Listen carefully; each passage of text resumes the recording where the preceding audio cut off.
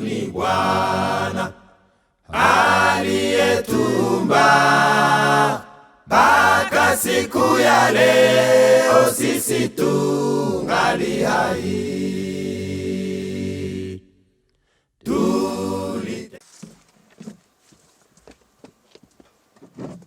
Jambo ndugu wasikilizaji na watazamaji wetu. Salut à tous les auditeurs, auditrices, téléspectateurs, téléspectatrices, partout là où vous êtes. Tunawasalimu katika jina la Yesu. Nous saluons au nom de Jésus-Christ. Tunataka jifunza pamoja. Nous allons étudier ensemble. Neno la leo ambalo Mungu ametutuma kwenu. Et la parole que Dieu nous a envoyée, haihusu dini fulani, et ça n'a pas à faire avec une religion quelconque, haihusu bara fulani, ça n'a pas à faire à un continent quelconque, inahusu kila binadamu anayepumua. ça concerne tout humain qui respire. Mada ya leo, le thème d'aujourd'hui, inaitwa matengenezo katika mulo au afya. C'est la réforme sanitaire dans le manger ainsi que dans le boire. Tutatazama mambo ambayo yanahatarisha watu wengi bila kujua. Nous allons voir beaucoup de choses qui mettent la vie des gens en risque sans savoir. Tunataka zungumuza magonjwa ambayo inatesa watu wengi. Nous allons parler des maladies qui affectent beaucoup de personnes. Kuna wale ambao wamegonjwa tayari. Il y a ceux-là qui sont déjà malades. Wamepimiwa, wamejua niko na magonjwa fulani. Ils sont diagnostiqués et on sait qu'ils ont une telle maladie. Kuna wengine nao wana magonjwa yale hawajui. Il y a ceux-là qui sont malades et ne savent pas. Na kuna wengine ambao wanayo oga ya kusema eske na mimi ile magonjwa itanifikia. Il y a d'autres qui ont peur, peut-être cette maladie va m'arriver. Sasa leo tunataka angalia dalili zinazoonesha mtu mwenye anataka gonjwa ile magonjwa. Aujourd'hui nous allons voir les signes qui montrent qu'une personne est au bord d'attraper une telle maladie. Kwa yule mtu ambaye hayagonjwa tutamupatia kinga ya kumukinga. Et à cette personne qui n'est pas encore malade, nous allons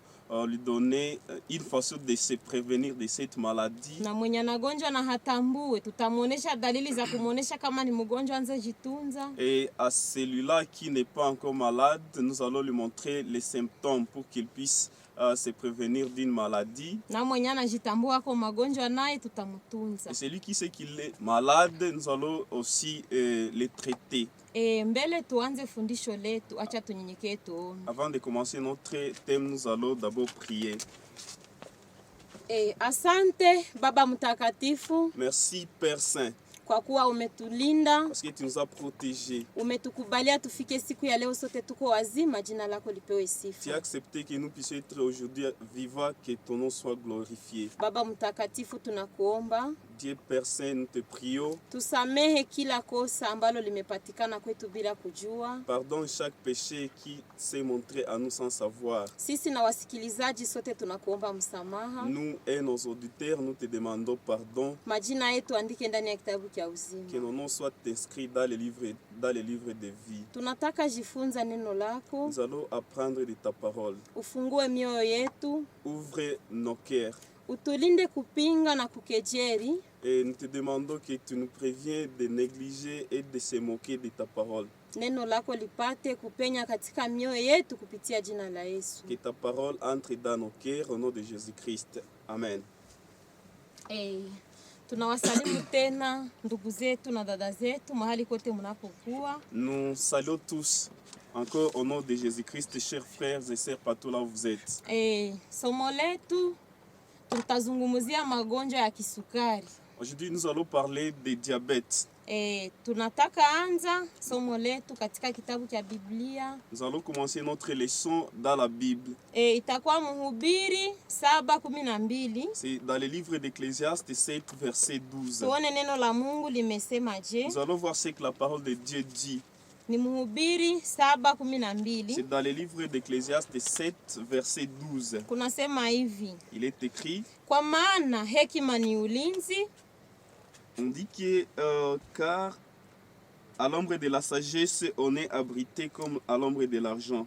Kama fedha ni ulinzi vile vile, lakini uzuri wa kujua ni kwamba hekima inachunga uzima wake alio naye. Mais un avantage de la science, c'est que la sagesse fait vivre ceux qui la possèdent. Hapa tumeona kenye kinachungaka mtu Ici, nous voyons ce qui protège une personne. ni kwamba amepata hekima C'est la sagesse na amejua. et le savoir. Hii kujua La science qu'on parle ici, ou bien le savoir, inalinda watu wengi, ça protège beaucoup de gens. kwa kuwa wengi wanagonjwa pasipo kujua. Parce qu'il y a beaucoup de personnes qui sont malades sans le savoir. Wanakula chakula ambacho kitawaletea magonjwa hawajui. Ils mangent des nourritures qui causent beaucoup de maladies sans le savoir. Tuone tena kitabu cha Mezali Nous allons encore voir dans les livres des Proverbes, ni 2:6. c'est 2 verset 6. Kunasema hivi: maana Bwana anawapa watu hekima, kinywani mwake zinatoka maarifa na ufahamu.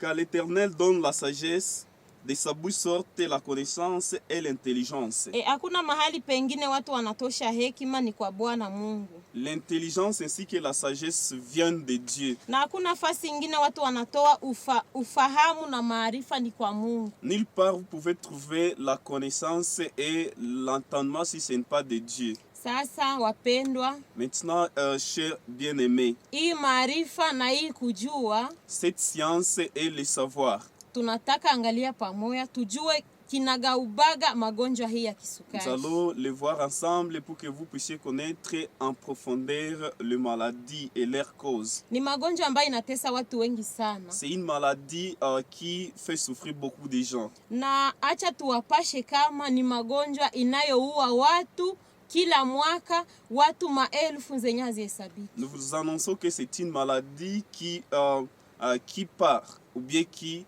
part avec la vie de beaucoup de personnes chaque année. Namna Biblia imesema, Comme la Bible l'a dit, hii kujua na maarifa inatoka kwa Bwana. la connaissance ainsi que la science viennent de Dieu. Na magonjwa haya yameuzi watu wengi kwa kuwa hawakujua. Et cette maladie a vraiment fait beaucoup de gens à ne pas savoir ce qu'il faut faire sans le savoir. Watafiti walifanya utafiti wao. Les chercheurs ont fait leurs recherches. Katika mwaka wa 1985 En 1985, wakakutana watu milioni 13 kila mwaka wanakufaka kwa ajili ya magonjwa ya kisukari. et ils ont découvert que chaque année, il y a 30 millions de personnes qui meurent à cause de cette maladie de diabète. Hatari nayo patikana hapa sasa. Et le danger qui se trouve ici, Ni kwa kuwa gisi miaka inaendelea, magonjwa inaendelea kuzidika. c'est qu'au fil du temps, la maladie augmente sa teneur.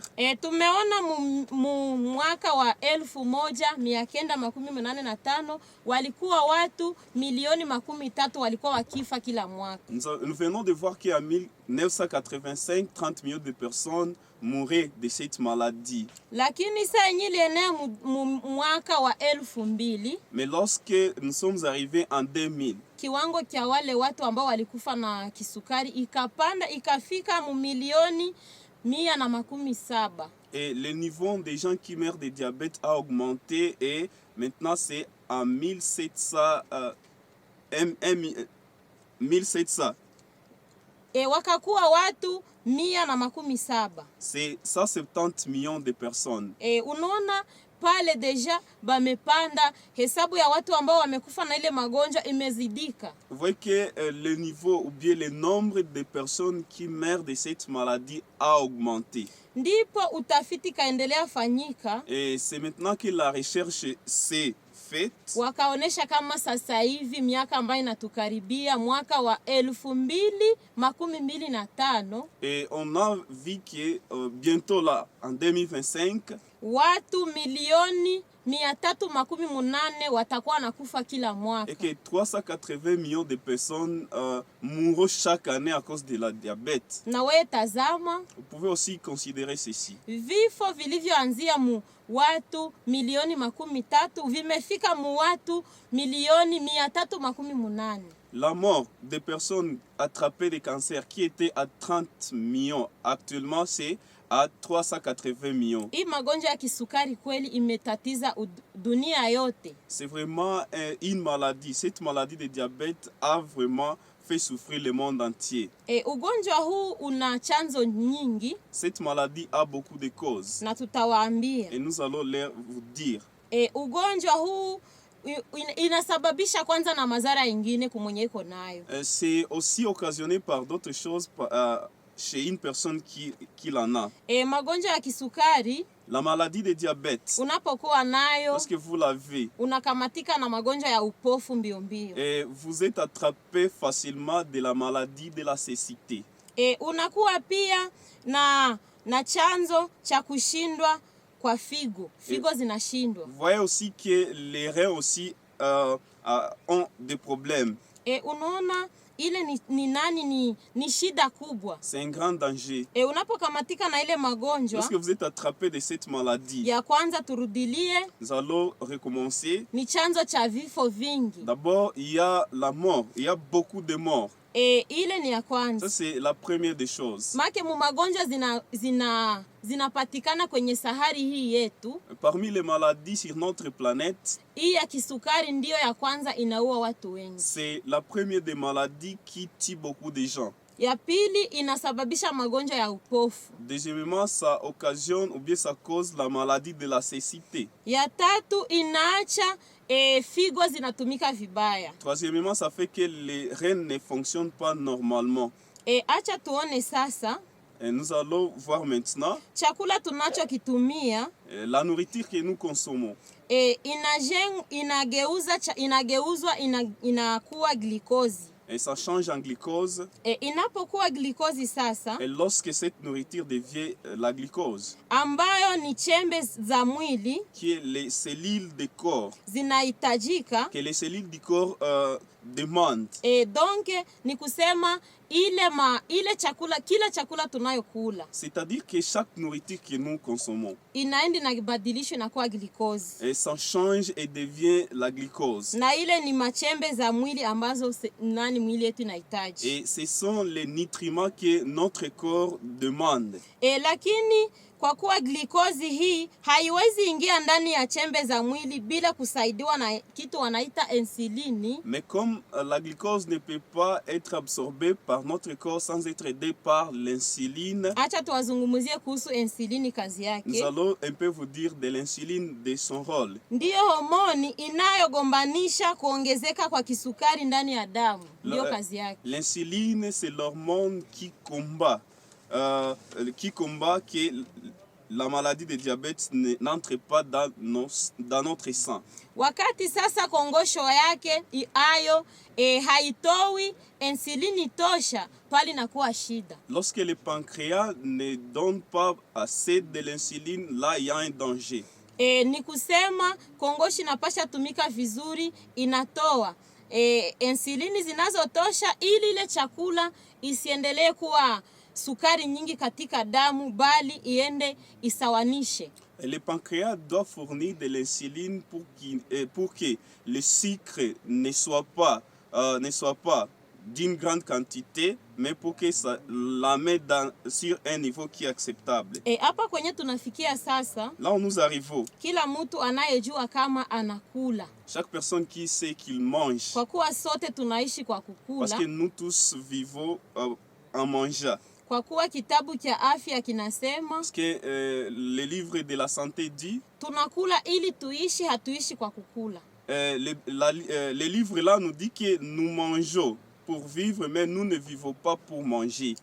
Tumefanya uchunguzi sasa. Nous venons de faire les recherches. Tumeona kuna hatari ya kupatwa na magonjwa ya kisukari. Nous venons de voir qu'il y a un danger pour être attrapé de la maladie de diabète. Na tunataka waonesha vitu ambavyo vinaonesha kama unapofika katika hali hii, kumbe umepatwa na hatari ya kupatwa na magonjwa yale. Nous allons vous montrer lorsque vous arrivez à un tel stade, donc vous êtes dans le danger d'être attrapé par la maladie de diabète. Ni wakati ya kwanza, ni wakati umekuwa na unene unayozidi kiasi. La première des choses, c'est lorsque vous avez vous grossissez d'une manière qui est excessive. Watafiti wa OMS kuna kitu walichokiita IMC. Et les chercheurs de l'OMS, il y a ce qu'ils ont appelé IMC. Ndio wanasema katika lugha ya Kifaransa eti ni indice de masse corporelle.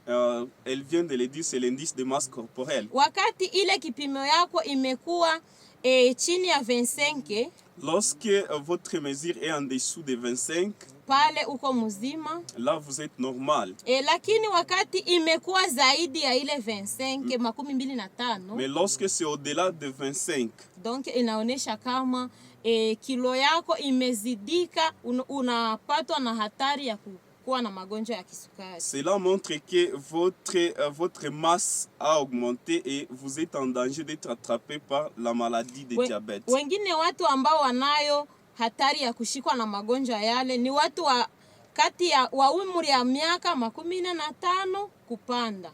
Une autre catégorie de personnes qui est à danger d'être attrapée par le diabète, c'est entre 45 et en montant, 45 ans en montant. Hata uwe na kilo nzuri, même si tu as de bons kilos, unapofika katika umri ule ni sherti uanze kujikinga. Lorsque vous arrivez à cet âge, vous êtes prié de vous prévenir. Kwa kuwa ile umri yenyewe inawezi kuhatarisha kupatwa na ile magonjwa. Parce que cet âge peut vous mettre en danger d'être attrapé par cette maladie. Kuna mwingine mtu ambaye anayo hatari ya kupatwa na magonjwa hii. Il y a l'autre personne qui est aussi en danger d'être attrapée par cette maladie. Ni mama aliyezaa mtoto, wakati wa kuzaa mtoto yule mtoto akapima kilo zaidi ya kilo 4. C'est la maman en donnant naissance donne naissance à un bébé qui a des kilos au-delà de 4. Ili naoneshaka kama yule mama iko na hatari ya kupatwa na ile magonjwa. Et là c'est un signe que cette maman aussi est victime de cette maladie. Na mulomba sasa yeye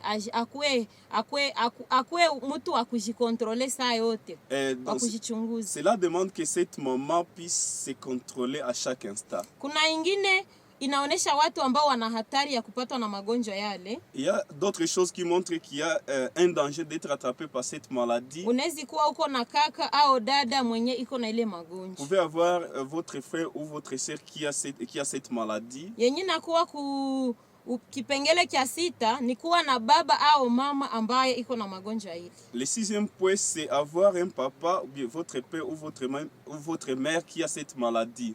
Unapojichunguza katika vipengele vyote tumezungumuza, unajikuta ndani mwake umekamatika na kimoya, anza kujichunguza vizuri. En examinant tous ces points que nous venons de vous dire, si vous découvrez que vous avez un de ces points, il faut vous examiner. Kwa kuchunguza sasa hii yote tumekuta kumbe kusema mtu apunguze hii hatari anapasha fanya ifuatayo. En examinant tous ces points, venons de voir pour qu'une personne évite ça, il faut qu'il fasse ce qu'il faut suivre. Ya kwanza ni kupunguza kilo zako. La première des choses, c'est d'abord diminuer les kilos que vous avez. Hapa mtu atajiuliza mtu anapasha kuwa na kilo ngapi? La question qu'on peut se demander, une personne normale doit avoir combien de kilos? Kufuatana na ile kipimo ya unene wa mtu, kufuatana na urefu yake, tutawaonesha namna kila mtu anapasha chunguza. Anasema mie kwa urefu yangu inanibidi nisivushe kilo fulani. Tenant compte du poids, tenant compte de la taille de personne, nous allons vous montrer que lorsque vous avez une taille quelconque, vous ne pouvez pas dépasser ces poids. Pointi ya pili ni ya kuongeza kazi ya kutumikisha mikono ili mwili uweze kutoa nguvu. Le deuxième point, c'est d'augmenter le travail manuel pour qu'une personne ne puisse pas être attrapée. Hizi ni pointi mbili ambazo zinapasha saidia mtu kujikinga na magonjwa ya kisukari. Ce sont les deux points qui peuvent aider une personne de ne pas être attrapée par la maladie de diabète. Kuna kitu ambacho takiona kwako upitu na ogopo nasema bimekuaje? Il y a une chose que la découvrant chez vous, vous allez vous étonner, mais qu'est-ce qui se passe chez moi? Ni wakati umeongezeka kilo ghafla. C'est lorsque votre poids augmente subitement. Hasa kiunoni. Surtout au niveau de votre hanche. Ulikuwa na umbo fulani. Vous avez une telle forme, lakini kwa kushituka siku kidogo umekuwa munene zaidi. mais subitement vous découvrez que vous devenez gros. Sana sana kiunoni unakuwa munene kabisa. Surtout au niveau de la hanche, vous découvrez que vous êtes devenu gros. Ile ni ya kukuogopesha kwa kuwa unayo hatari ya kupatwa na magonjwa ya kisukari. Ça, c'est quelque chose qui peut vous étonner parce que vous êtes en danger d'être attrapé par la maladie de diabète. Kitu ya pili ambayo inapasha kushangaza, La deuxième des choses qui doit vous étonner, ni wakati umejikuta una kilo nyingi, c'est lorsque vous découvrez que vous avez un grand poids. Unataka upunguze kilo lakini binakataa. Vous voulez diminuer le poids, mais ça refuse. Hata ufuatishe mulo bora, kilo inabakia ile pali punguke inaongezeka. Même si vous mangez, vous suivez un régime quelconque, vous voyez que le poids stagne et au lieu que ça reste là-bas, ça augmente subitement. Donc ile ni shida ya kukuonesha kama unayo hatari ya kupatwa na magonjwa ya kisukari. Ça, c'est le problème ou bien c'est un signe que vous avez le danger d'être attrapé par la maladie de diabète. Kitu ya tatu, le troisième point, unapokuwa na mchoko wa ghafla mchana, hasa wakati umemaliza kula. Lorsque vous avez des fatigues de temps en temps, surtout pendant la journée après avoir mangé. Chakula yenyewe inalinganishwa na mafuta ya gari. Et la nourriture est comparable à l'huile d'un véhicule. Unapotia mafuta ya gari, lorsque vous mettez l'huile dans un véhicule, ile inasaidia gari kama haina ingine shida inapasha tembea inatumika vizuri. Cela permet au véhicule, si le véhicule n'a pas le problème, ça va opérer sans problème. Sasa wakati gari yako haitembei, japo hiyo umeuza malita na malita ya carburant umetia ndani, inaonesha gari inayo tatizo ingine. Mais lorsque vous y mettez beaucoup de litres, vous voyez que votre véhicule ne fonctionne pas, donc vous allez savoir qu'il y a un problème avec votre véhicule. Kwa binadamu unapomaliza kula ni hapo unatakiwa uwe na nguvu. Chez l'homme, c'est après avoir mangé que vous êtes demandé d'avoir assez de la force. Wakati unamaliza kula unasikia unaregea, unasikia mchoko, ile ni dalili ya kukuogopesha. Mais après avoir mangé, vous découvrez que vous êtes fatigué, vous n'avez pas donc de courage. Ça, c'est un signe que vous avez une maladie. Kuna wengine nao wanatamania kula sukari. Il y a d'autres personnes qui désirent consommer du sucre. Unaona ndani ya chai anaweka sukari. Vous voyez que dans le thé, ils y mettent du sucre. Anapopiga maharagwe anaweka sukari. Lorsque il prépare les haricots, il met du sucre. Na ndani ya maji ya kunywa ni sherti aweke sukari, kwa kuwa kila chakula yoyote haiwe utamu bila kuweka sukari. Même en consommant de l'eau, il faut qu'il y mette de sucre parce qu'il ne peut pas boire ou manger sans mettre quelques sucres. Mtu wa namna vile iko na hatari, anaonekana yule kabisa amepatwa na ile magonjwa. Une telle personne est à danger et c'est un signe qu'il a cette maladie. Sasa tutawaambia. Maintenant, nous allons vous dire mchoko baada ya kula les fatigues après avoir mangé ni dalili tosha ya kwamba una kiwango kikubwa cha sukari ndani ya damu. C'est un signe manifeste que vous avez une grande quantité de sucre dans votre sang.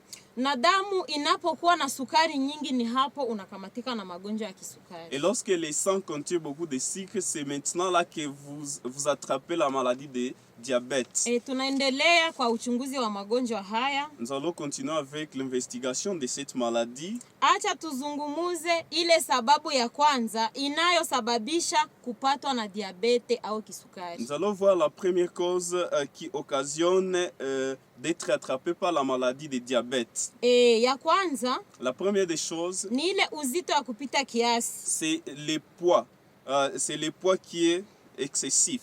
Ndio wanaita c'est surpoids. Ou bien surpoids. Ingine, l'autre chose, watu watu 40 kwa 100, 40% des personnes. Inaonekana katika dunia hii watu 40 kwa 100 wanakuwa na ile magonjwa ya uzito unaopitisha kiasi. C'est investigué que 40%, plus de 40% des personnes dans le monde ont un surpoids. Watu wengi wanajidanganya kwa pointi hii. Il y a beaucoup de gens qui se trompent à ce point. Wanapoona mtu ameongezeka, Lorsqu'ils voient qu'une personne, son poids a augmenté, wanasema kweli ils disent mais vraiment cette inaonekana personne, inaendelea kwake. c'est comme si il est devenu une personne là qui est aisée. Lakini acha Mais niwaambie, je vais vous dire, wakati mtu ulikuwa na kazi ya kuacha mwili wako upumue, utoe jasho, nguvu zipunguke, lorsque vous aviez un travail qui vous faisait chier pour que votre force diminue, ni kweli haitawezekana ukuwe na kilo nyingi sana. vraiment c'est impossible que vous ayez un surpoids. Umepunguza kazi, sasa umeongezeka zaidi. Maintenant que vous avez diminué le travail, mais vous avez votre poids a augmenté. Usifurahie yale kwa kuwa sio mazuri. Il ne faut pas donc se réjouir de cela parce que ce n'est pas bon. Utakapovukisha kilo ambazo zinastahiliana na urefu wako, utagonjwa tu. Lorsque vous allez avoir un poids qui n'est pas ou bien qui ne se conforme pas à votre taille, vous allez attraper cette maladie. Ndio maana fulani atakuwa munene, lakini kufuatana na urefu yake yeye haiko hatari. C'est pourquoi vous allez voir que tel est devenu gras, mais à cause de sa taille, il n'y a pas un problème. Kuna mwingine naye ni mfupi, anakuwa munene sana. Il y a l'autre qui est aussi court, mais il devient trop grand. Unakutana kilo zake haziambatane na urefu wake. Vous voyez que son poids ne cadre pas ou bien n'est pas conforme à sa taille. Ile ni tatizo kubwa kwake. Ça, c'est un grand problème chez lui. Tutaona sasa chanzo kinachosababisha watu wawe na ile unene unaozidi kiasi, kwa kuwa nayo ni sababu ya kuleta magonjwa ya kisukari. Nous allons voir les causes de ce poids parce que aussi c'est aussi l'une des problèmes d'avoir les problèmes de cancer, de diabète. Wengi wanawaza eti kunenepa ni kukuwa na pesa. Il y a beaucoup de gens qui se trompent en disant que lorsqu'ils deviennent gras, cela veut dire que c'est un signe d'être riche ou bien d'avoir de l'argent. Hapana. Non. Unapoona matajiri fulani na fulani hawana kilo nyingi, hawanenepe, bali wako na franga lakini hawaongezeke zaidi. Vous allez considérer et voir qu'il y a de ces riches-là qui ont de l'argent mais qui ne sont pas gras ou bien n'ont pas assez de poids. Acha tuwaoneshe sasa dalili zinazoonesha wala chanzo kinacholetea mtu kuwa munene zaidi. Nous allons vous montrer les causes d'avoir le surpoids. Ya kwanza ni ya kizalikio. La première des choses, c'est d'abord héréditaire. Ingine ni kazoea mbaya katika mulo. Deuxième chose, c'est mauvaise habitude dans le manger. Pointi ya tatu, troisième point, ni kutumia dawa za kupanga uzazi. C'est consommer les maladies de faire la planification familiale. Dawa za kupanga uzazi. Et donc, ce sont les maladies, ce sont les médicaments que vous consommez pour que vous planifiez les naissances. Kunakuwa pia kukula. Il y a aussi les manger à tout moment. Nimemaliza sema pointi ya kazoea mbaya katika mulo. Elle vient de nous dire des mauvaises habitudes dans les manger. Tusifananishe na hii ya kukula. Nous ne pouvons pas les comparer à celui de manger à tout moment. Ni pointi mbili ambazo zinapishana. Ce sont des points qui sont différents. Hii kazoea mbaya ya kukula, mauvaise habitude dans les manger, ni wakati Mungu mwenyewe ameweka chakula ambacho kinapasha mulisha mwanadamu. C'est lorsque Dieu lui-même a établi la nourriture que l'homme doit manger. Lakini watu wao wamebuni mengine. Mais les personnes ont fondé ou bien ont fabriqué d'autres choses. Na ndio ambayo wanadamu wamependelea zaidi kuliko chakula ambacho Mungu alipatia watu. Et vous voyez que la nourriture que l'homme lui-même a fabriquée, c'est la nourriture qu'il préfère à la nourriture que Dieu lui a donnée. Acha tuone pamoja katika kitabu cha Mwanzo. Nous allons voir ensemble dans le livre de Genèse.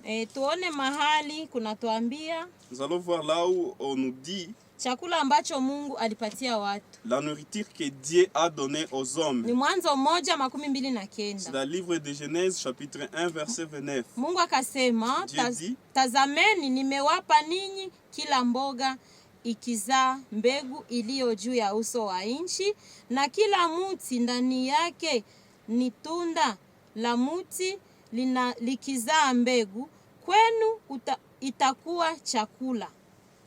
Et Dieu dit, voici je vous donne toute herbe portant de la semence et qui est à la surface de toute la terre, et tout arbre ayant de lui des fruits, d'arbres et portant de la semence et sera votre nourriture. Tumekuta Mungu katika uumbaji wake, Nous voyons que Dieu a la création. kwa kuwa alifanya kila kitu na mpangilio. Parce qu'il a fait tout avec une prévision. Alipoumba mwanadamu akaandaa chakula cha kumuweka. Lorsqu'il a créé l'homme, il a aussi prévu la nourriture qui va l'aider à vivre. Amemwandalia nafaka na matunda. Il a préparé pour lui les céréales ainsi que les fruits.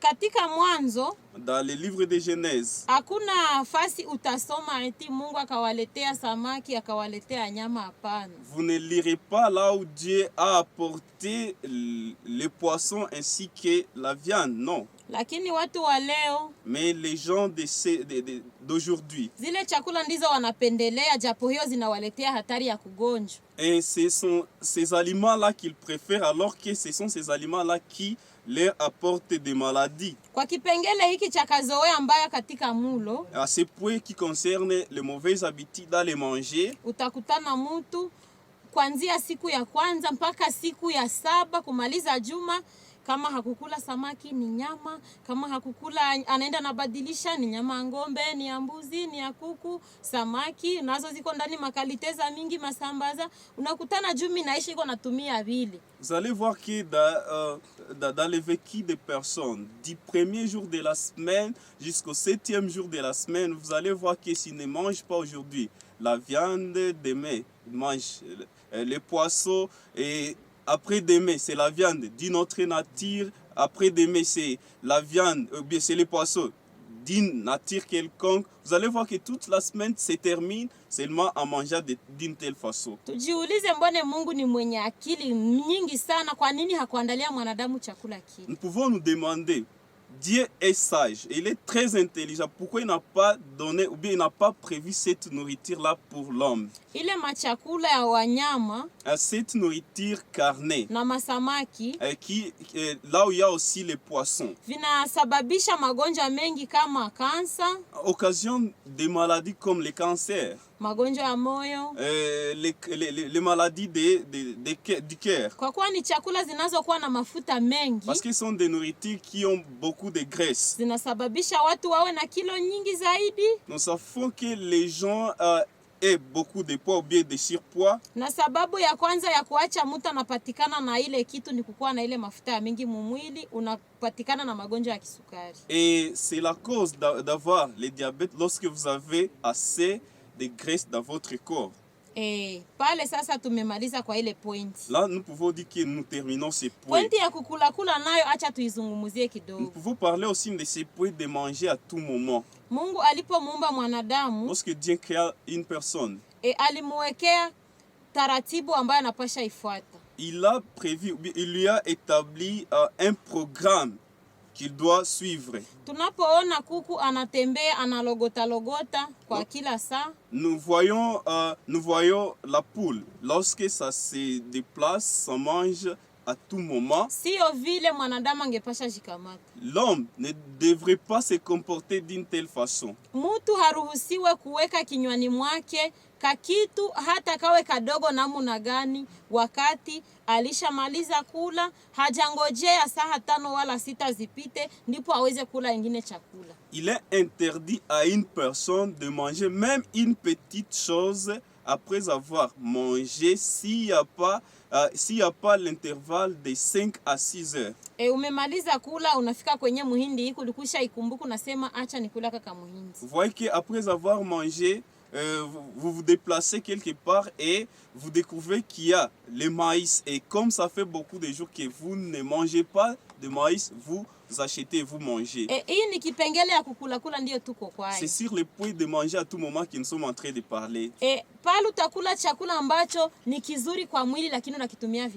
Ça, vous mangez une nourriture qui est bonne au corps, mais vous le consommez d'une mauvaise manière.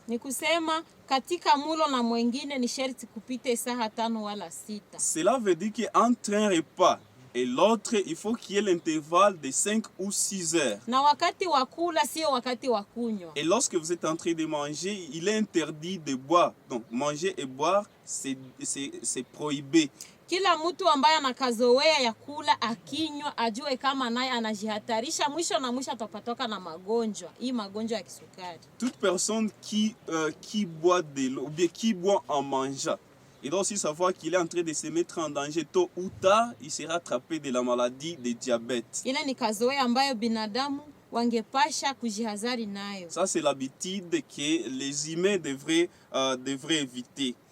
Acha sasa tuwatafsirie namna ya kujipima, nijue urefu wangu ninatakiwa nisivukishe kilo fulani. Nous allons vous montrer comment vous pouvez examiner votre taille et nala de votre taille, vous dites non, moi je ne peux pas dépasser ces poids. Tunaanzia kwanza kwa watoto wadogo sana. Nous allons commencer sur les petits enfants. Wazazi wengi wanafurahi wakati wanaona watoto wao wamenenepa sana, wale wa bebe. Beaucoup de parents sont contents lorsqu'ils voient leurs enfants, surtout les bébés ont un grand poids. Lakini kuna wakati atavukisha kilo ambacho kinastahili kufuatana na miaka yake, miezi yake, unakutana na kuwa shida kwake. Mais il peut arriver que l'enfant va dépasser le poids sur base de son âge, 6 ou une année comme cela. Mtoto anatakiwa azaliwe na kilo chini ya kilo 4. Donc à la naissance, l'enfant ne doit pas dépasser 4 kilos. Wakati sasa anapofika katika miezi 6 ni sherti awe na kilo 7.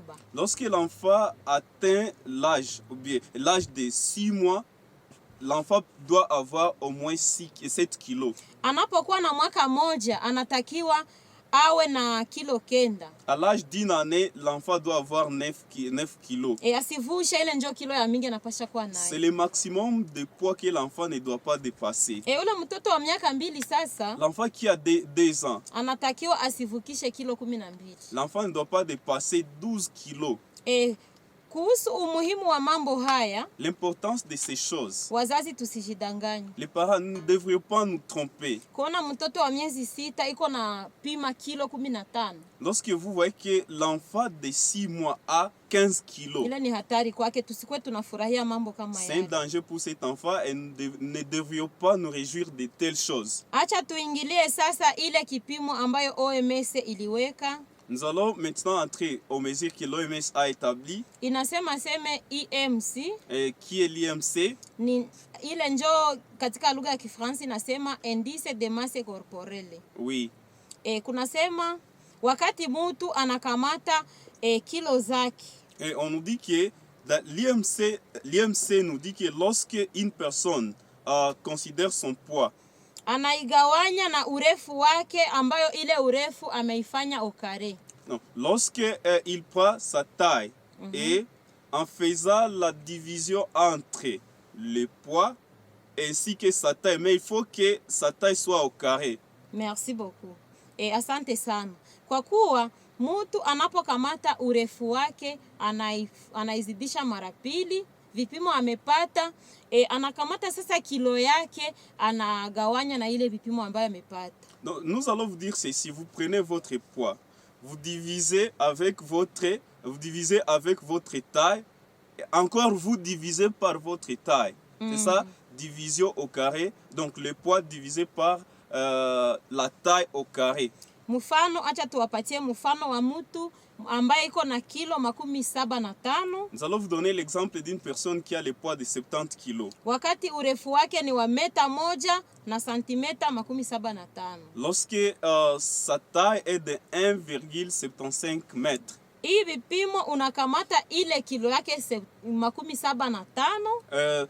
Cette mesure, lorsque vous prenez son poids de 75 kilos, unagawanya na ile urefu wake ambayo umetia au carré, et vous divisez avec sa taille que vous venez d'élever au carré, ile 1,75 qui est de 1,75, kwa kuwa urefu wake ni meta 1 na santimeta 75. parce que sa taille est de 1,1 mètre 75 cm. Ndipo vipimo vinaonesha kama kunapatikana 24 na vipande 5. Et la mesure montre que vous allez trouver 24,5.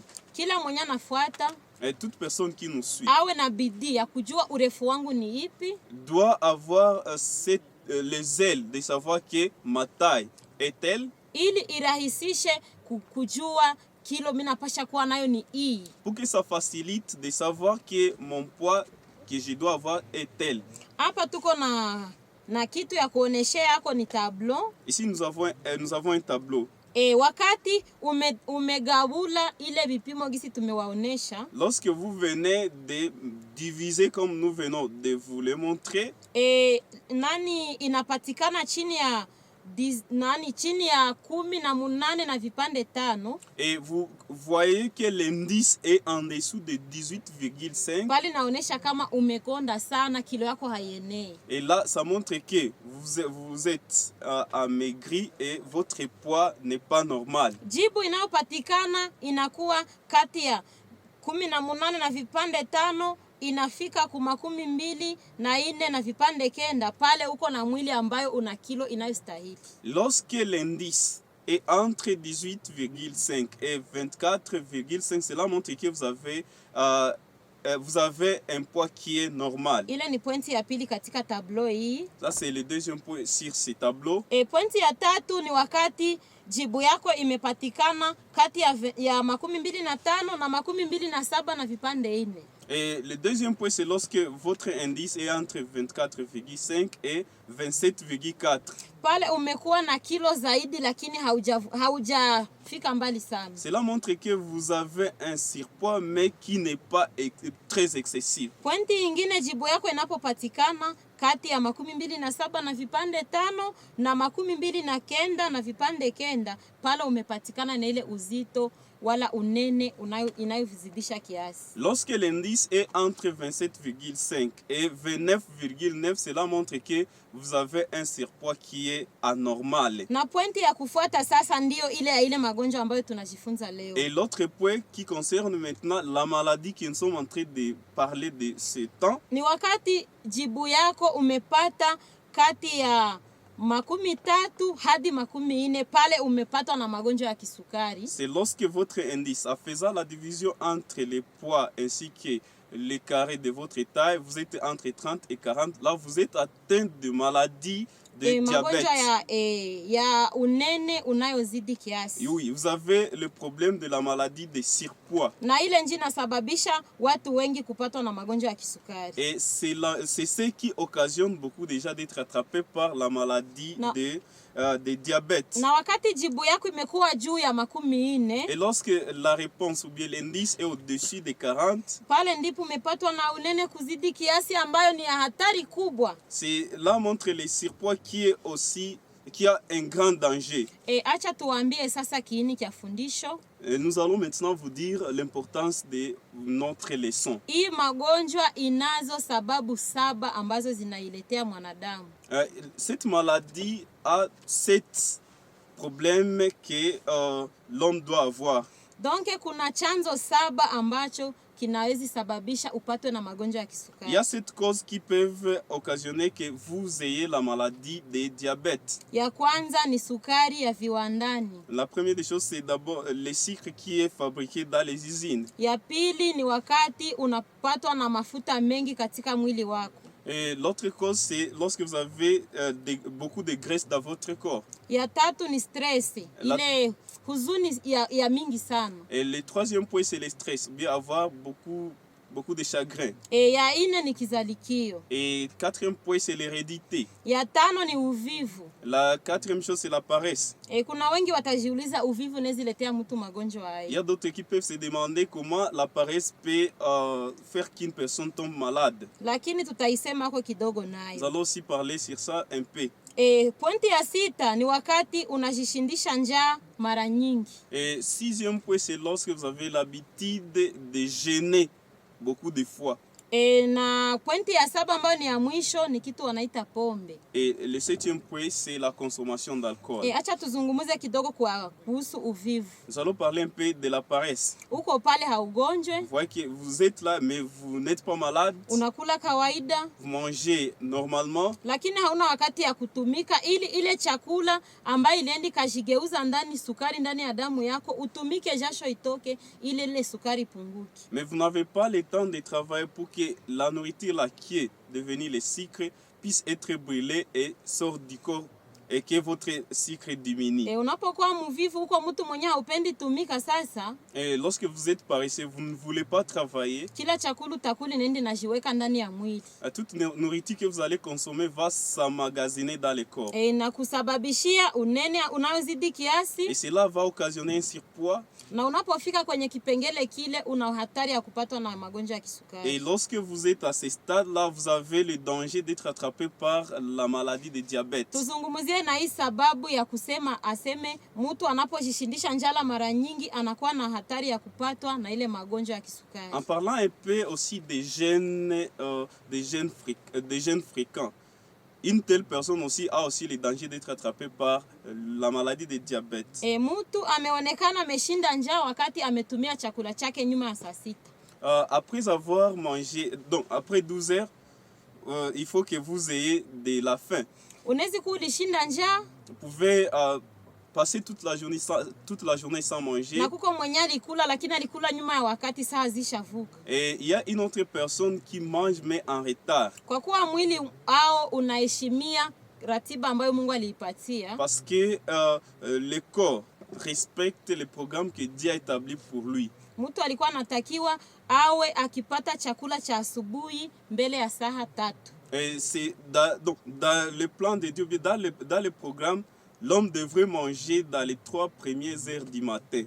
Wakati sasa inaenea saa 6 haujakula, insulini yazo zimekwisha kuandaliwa katika mwili. Lorsque vous arrivez à 12 heures et vous n'avez pas encore mangé, l'insuline a déjà préparé comment ça doit s'injecter dans le corps. Na zile ndizo zingeacha sukari siwe nyingi damuni mwako. Alors que c'est l'insuline qui occasionnait qu'il n'y ait pas assez de sucre dans votre sang. Wakati chakula haitafika sasa zile insulini hazitakuwa tena na kazi mwili. Lorsque vous ne mangez pas, l'insuline n'aura pas de travail dans votre corps. Wakati unakula chakula chako ile saa 6 na kupanda. Lorsque vous mangez, vous prenez votre nourriture à 12 heures en montant. Chakula nakuta mwili hamuna tena insulini. La nourriture va raconter que l'insuline est absente dans le corps. Ndipo pale sasa kutakuwa tokeo ya kuona kila chakula utakayoitumia itajigeuza ndani sukari endi jiweke mwili. Et c'est à ce moment-là que chaque nourriture que vous allez consommer va se stocker dans le corps en forme de sucre. Hapa tunatawapatia sasa dawa. Nous allons aussi vous donner des remèdes. Kumwenyesha gonjwa na mwenye hayagonjwa bado tutamuonesha kinga. Pour celui qui est malade ou bien à celui qui n'est pas encore malade, nous allons lui montrer aussi comment se prévenir. Hizi dawa tunazotafuta waambia. Les remèdes que nous allons vous donner. Kila mwanadamu anatakiwa azitumie kwa kuwa zitamukinga na mwenye gonjwa zitamutunza. Chaque personne qu'elle soit malade ou non, ça va lui prévenir de cette maladie. Kuna kitu wanaita tango. Il y a ce qu'on appelle le concombre. Kunakuwa limau. Il y a le citron. Kunakuwa tufaha. Il y a la pomme. Kunakuwa pia parsley. Il y a le persil. Hivi vitu unapovichanganya. Lorsque vous prenez ces choses, unakamata tango moja. Vous prenez un concombre. Unakamata limau moja. Vous prenez un citron. Unakamata tufaha moja. Vous prenez une pomme. Unakamata vijiko 3 ambavyo umekatakata vya parsley. Et vous prenez 3 cuillerées de persil que vous venez de découper. Unavisaga pamoja. Vous les mélangez ensemble. Unapomaliza visaga weka maji kidogo. Lorsque vous les mélangez ensemble, vous y mettez un peu de l'eau. Ili mchanganyiko ya yale mambo upate kilauri moja. Pour que cette mélange vous puissiez avoir un verre. Ile unapasha itumia mara 3 kwa juma kumwenye iko na jikinga. Vous pouvez prendre ça 3 fois par semaine pour toute personne qui est en train de se protéger. Mwenye amepatikana na ile magonjwa, Celui qui est déjà atteint de cette maladie, anapasha kamata siku 21 mfululizo bila kuacha. il doit passer 21 jours en train de consommer ce que nous venons de vous dire sans interruption. Hii dawa inasaidia na magonjwa zingine ambazo tunataka waambia. Ce remède est aussi efficace pour d'autres maladies que nous allons vous dire. Kuna magonjwa ya kooni, Il y a la maladie de la gorge, magonjwa ya akilini, il y a la maladie de l'intelligence inasaidia ndani ya damu, et ça aide aussi dans les sangs, inasaidia mfuko wa chakula, ça aide l'estomac.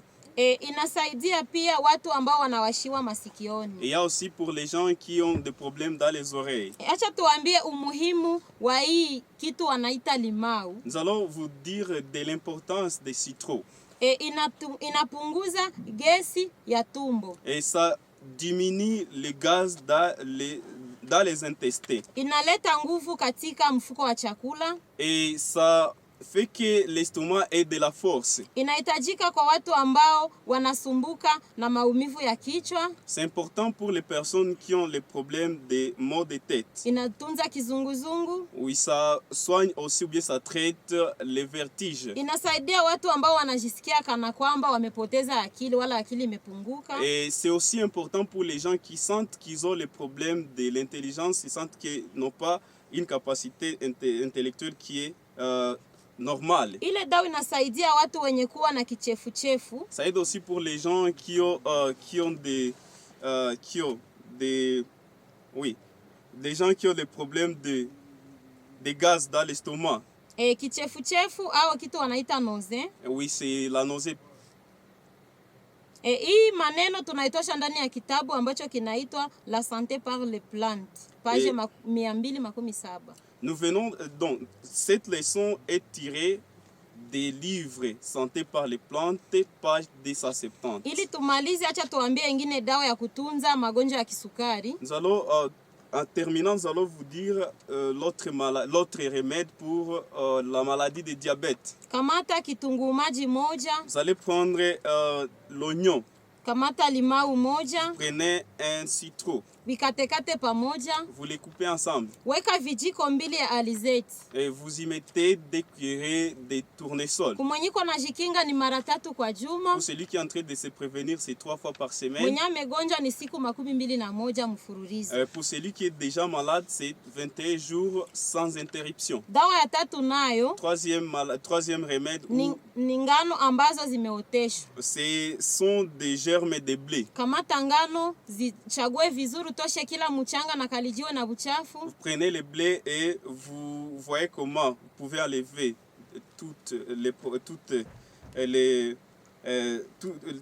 comment vous pouvez y enlever tout ce qui n'est pas bon. Sukua vizuri. Et vous les lavez très bien. Weka ndani ya maji ya baridi ambayo ni nyingi kuliko ngano zile. Vous mettez dans l'eau qui a un niveau supérieur au blé que vous venez d'y mettre. Imalize ndani masaa 24. Vous allez y faire rester pendant 24 heures. Baada ya pale ondoa ndani ya ile maji. Après les 24 heures, vous pouvez enlever les blés dans cette eau. Weka fasi kwenye kuko usafi mukakitu. Vous allez y mettre dans un lieu, dans une chose là qui a de la propreté. Wakati itaanza leta mizizi inaanza mea ndipo utaitumia. Lorsque les blés commencent à germer, vous pouvez maintenant commencer à les consommer. Na kuitumia ni vijiko 3 kila siku, unamaliza unakuwa nafaa vijiko 3 kusiku, unafaa siku 3 kwa juma. Et pour l'utiliser, il faut prendre 3 cuillerées de ces blés 3 fois par semaine. Kumwenyesha gonjwa ni siku 21 kile ambayo hautakata. Pour celui qui est déjà malade, c'est 21 jours sans interruption. Kwa kuwa ndani ya kitabu cha Matendo ya Mitume 17:30 kunasema eti siku za kutojua Mungu hakuzijali. Dans le livre d'Actes des Apôtres 17 verset 30, on dit que les jours de l'ignorance, Dieu n'a pas tenu compte. Kwa kuwa leo tumejua sasa, comme nous venons de savoir ça aujourd'hui, kila mmoja ajichunguze, chaque personne doit s'examiner na kujikinga, et se protéger, ili asiweze kupatwa na magonjwa yale, pour qu'il ne puisse pas attraper cette maladie. na mwenye ashagonjwa tumemupa dawa. Et celui qui est déjà malade, nous venons de lui montrer un remède. Mungu atubariki sote na kutupa afya njema katika jina la Que Yesu. Dieu nous aide et nous donne de la santé au nom de Jésus-Christ. Ni Bwana aliyetuumba mpaka siku ya leo sisi tungali hai.